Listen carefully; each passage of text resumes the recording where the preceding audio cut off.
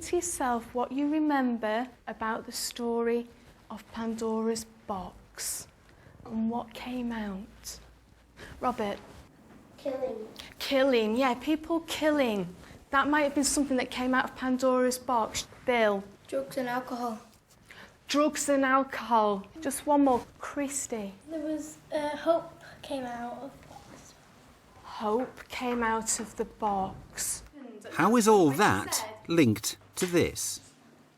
Blackpool has undergone some significant changes in recent times. It's had little investment over the years, and it has become an area which has considerable deprivation.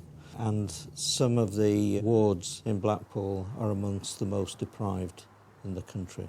And it has very challenging circumstances for families and for learners.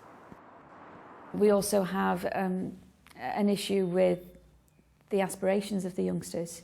And I think that is probably our greatest challenge, raising the levels of their aspirations. So making them more successful learners, making them more aspirational in how they approach things, making them more independent, giving them the skills really to become the lifelong learners that we want to create. The economic decline which has blighted Blackpool is a catalyst for some fundamental changes in educational policy. Just find yourself a little bit of space and we're going to do some cross crawl, nice and slowly, matching my pace. You ready?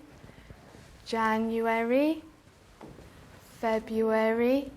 5 of the town's 8 schools are experimenting with new thinking as part of the wide-ranging changes being piloted by the QCA's Key Stage 3 curriculum review. Well, if you think that the national curriculum was invented in the late 80s, and then try to remember what the late 80s were like, you realise how it was a curriculum for its time, and what we need now is a curriculum for our time.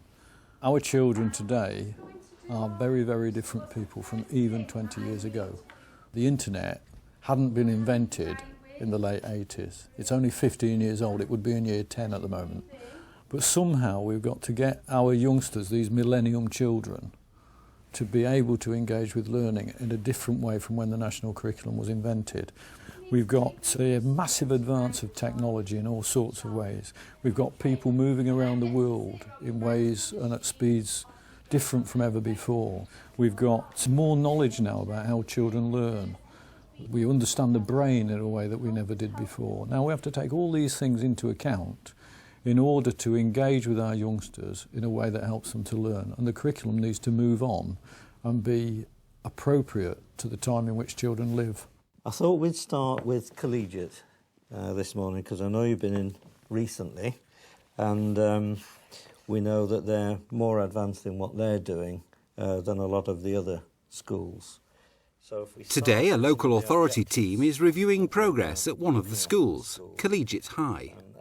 They weren't necessarily low achievers, but they were displaying certain characteristics. Right. They tended to be working at level 3 in English. They tended to have low, what was then known as SEBs, finding it difficult to make new friends, to cope with change and those areas. They were using displacement strategies when they couldn't cope. They were avoiding confronting the issues. So that's what Sarah has been working on. She's been trying to give them coping strategies. At Collegiate High School, their Ulysses project is aimed at identifying vulnerable pupils and supporting them as they make the transition into Key Stage 3.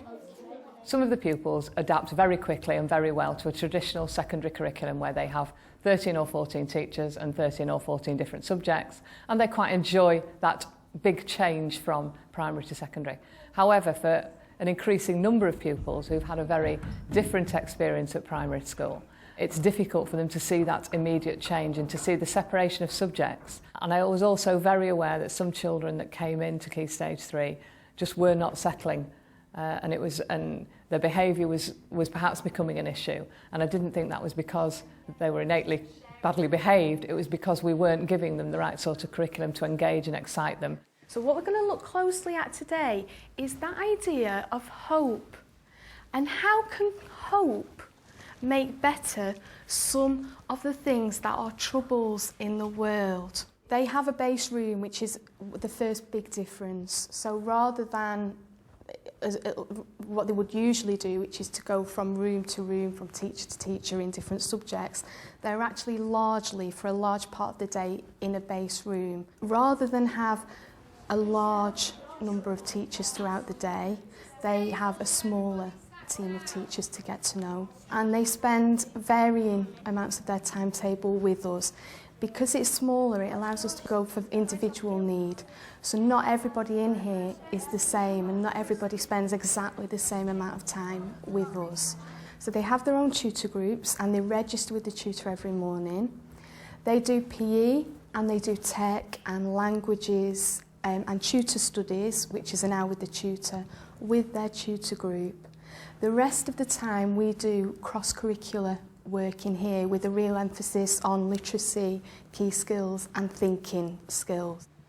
Asa, good lad, independent. We're going to do just a little bit of independent work where we're going to really go into top gear thinking. Okay, so when we get to that, it's going to be top gear thinking.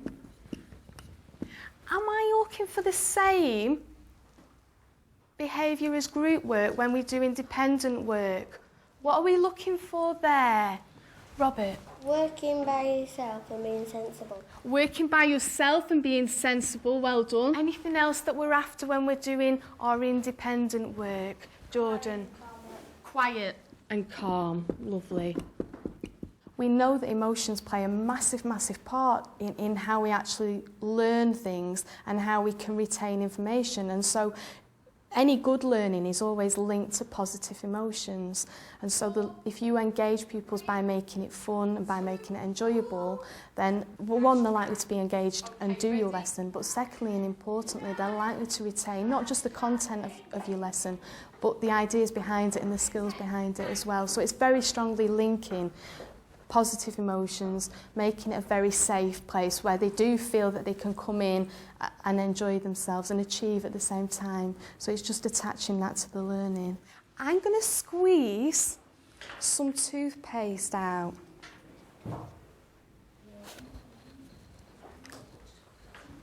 But now I've changed my mind and I want it back in the tube. Can that happen? No. How's that like Pandora's box then with the troubles? Let's see, I'm looking for 6 people at least to have a think on that. How is squeezy minty toothpaste out of the tube like Pandora's box? Go on, Sophie. Because when she let the troubles out the box, she couldn't put them back in, and when you squirted the toothpaste out, you can't put it back in. Absolutely.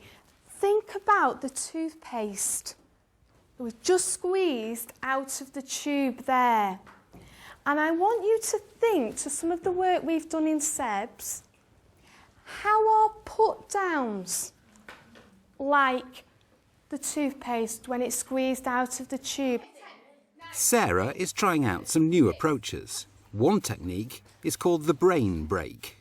And it might be that sometimes you get stuck a little bit or you need to take a little bit of a break and do something different. If that happens, what am I looking for you to do?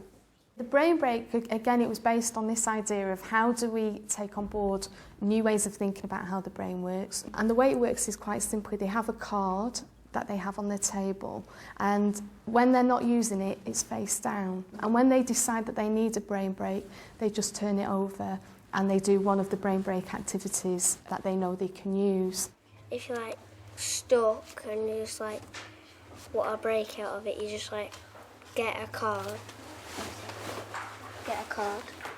and just sit out for 5 minutes and read a book or doodle or something. Because some people like get wound up because they can't do it, they just go take it and it like calms them down. With all of our case studies, we started off from a baseline. We've set out 3 particular objectives, and we decide on what the outcomes are going to be from those particular objectives. And then we work out what are the activities, what are the strategies, what are the resources, the structures that we have to put into process, into action, in order to enable those things to happen. When I say go, I want you to go and collect as many words from other people as you can. So if somebody comes to you, you tell them the word on your square, and together you work out how does that word act as hope for one of these troubles. So you need to decide which trouble does that word cure. These ideas are some of the many included in the QCA's Key Stage 3 review. Why is such a huge rethink necessary? It's that period after leaving primary schools where children have typically been with a few teachers for quite a long while. They come to a secondary school which is usually much bigger, much more complex, much more difficult to come to terms with. And there is a well-known hiccup effect that children's learning, which has been making good progress through primary, suddenly seems to slow down or in some cases go backwards for a period. And everybody in the communities, whether it be school teachers, parents, children themselves, and the government and QCA, knew that we needed to do something about it. So here we are, trying to do what we can and make a better deal for young people. The brain gym helps me to calm down, because sometimes when you come in from break you're dead giddy and excited, but then that just like makes you calm down and think about your work.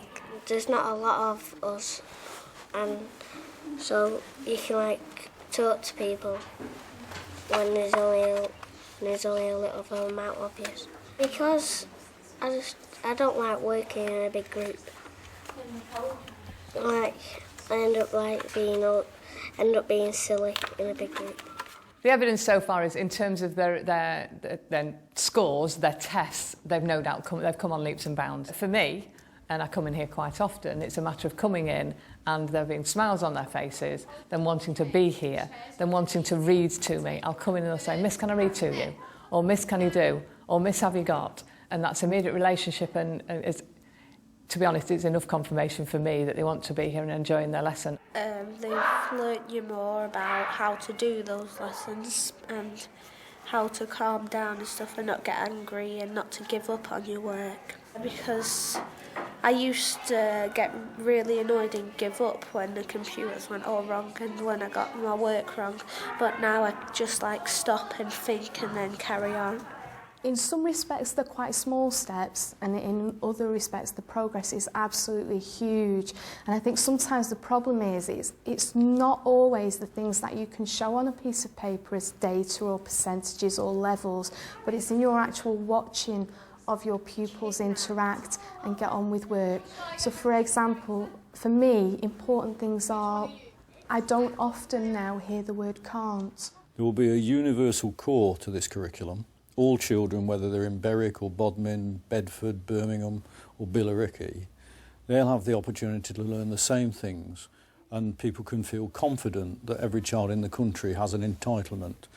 But beyond that, there will be different levels of uniqueness. What we're really after is a curriculum which is well thought through, carefully designed and really focused on the needs of the children that we're teaching in a particular school.